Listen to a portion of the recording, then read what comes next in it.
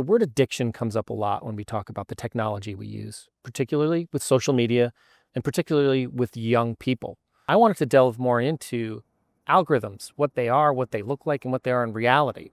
And I spoke with a professor from UC San Diego, Kristen Vaccaro, and she studies social computing at UCSD.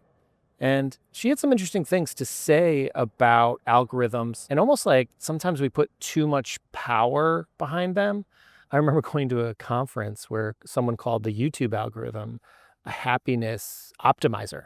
And I think a lot of us shuddered. I mean, I certainly did at that.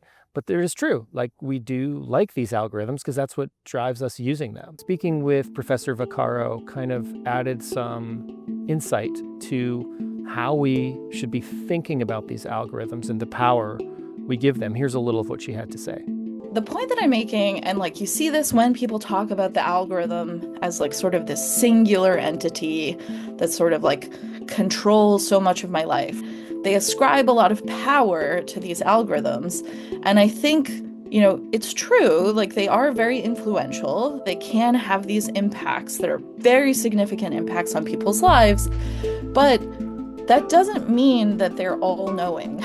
So yeah, the analogy that I do use sometimes is actually like maybe a more productive thing is think about these algorithms like your toaster, where if you're making food that is, that's good and tastes, and tasty and healthy and is helping you live a successful life, then that's great and you should use it as much as you want.